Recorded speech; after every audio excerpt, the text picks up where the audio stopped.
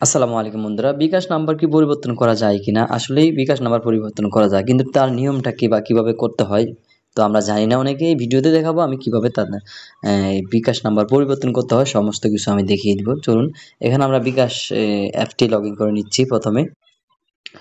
তো আমি অ্যাপসে লগ ইন করে নিচ্ছি। এখানে আমরা উপরে এই যে বিকাশের লোগো, এখানে ক্লিক করে আমরা সাপোর্ট সাপোর্ট টিমের সাথে একটু লাইভ সেট করব। তাদেরকে জিজ্ঞাসা করব আসলে, না আমি যদিও জানি, কিন্তু তাদের কাছ থেকে যদি আপনি জানেন এটা আরও আপনি ভালোভাবে বুঝতে পারবেন বা কনফার্ম হবেন, ঠিক আছে? তো এইখানে আমি লিখে দিলাম, তাদের সাথে আমি লিখব যে বিকাশের নাম্বার পরিবর্তন করব কিভাবে, ঠিক আছে? তা আমি এখানে লিখে দিচ্ছি বিকাশের নাম্বার পরিবর্তন করব কিভাবে। তো আমি এটা সেন্ড করে দিব তাদের কাছে। দেখুন তারা কি ফিডব্যাক দিয়ে থাকে। এখানে দেখতে পাচ্ছেন আমাকে অলরেডি একটা ফিডব্যাক দিয়ে দিয়েছে। এখানে লেখা আছে, বিকাশ অ্যাকাউন্ট নাম্বার পরিবর্তন করতে আপনার বর্তমান বিকাশ অ্যাকাউন্টটি সম্পূর্ণ বন্ধ করে নিতে হবে। তার মানে বুঝতে পারছেন, বর্তমানে যে অ্যাকাউন্টটি রয়েছে সেটা কিন্তু মানে যে সিমে রয়েছে সেটা অবশ্যই এই অ্যাকাউন্টটা বন্ধ করতে হবে। এছাড়া আপনার বিকাশ অ্যাকাউন্টে রেজিস্ট্রিকৃত সেভিং লোন সাবস্ক্রিপশন, মানে আপনি কোনো সেভিং লোন যদি করে থাকেন বা সাবস্ক্রিপশন করে থাকেন, দেখা গেছে আকাশ বা বিভিন্ন আমরা বিভিন্ন বিল দিয়ে থাকি, মানে মাসিকভাবে অটোমেটিক কাইটা নেয়, সেটাই সাবস্ক্রিপশন, ঠিক আছে? এখানে যে অনুমতিটা আমরা দিয়ে থাকি, এবং অটোপে সার্ভিস চালু থাকলে তা সম্পূর্ণরূপে বন্ধ করতে হবে।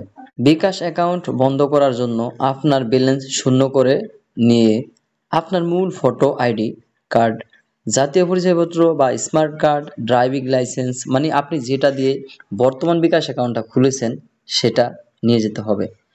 পাসপোর্ট এবং মোবাইলটি নিয়ে আমাদের গ্রাহক সেবা কেন্দ্র অথবা গ্রাহক সেবায় যোগাযোগ করুন। আপনাকে যেই সিমটা, মানে আপনার যেই এনআইডি বা ড্রাইভিং লাইসেন্স দিয়ে খুলেছেন সেটা নিয়ে অবশ্যই যেতে হবে।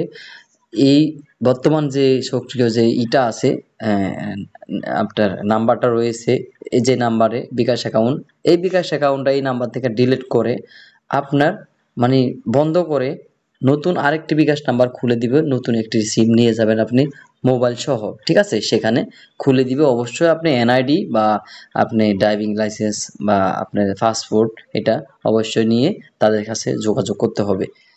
আশা করি বুঝতে পেরেছেন যে আসলে কিভাবে এই বিকাশ অ্যাকাউন্টটা নাম্বার পরিবর্তন করতে হয়। তাছাড়া আপনি আমি কিন্তু অবশ্যই এখান থেকে কোনো রকম নাম্বার পরিবর্তন করা সম্ভব নয়। অনেকে কমেন্ট করে এই বিষয়ে, এই জন্য ভিডিওটি বানানো। অবশ্যই শেয়ার করে দিবেন ভিডিওটি, অনেকের উপকারে আসবে, আর অবশ্যই লাইক দিবেন।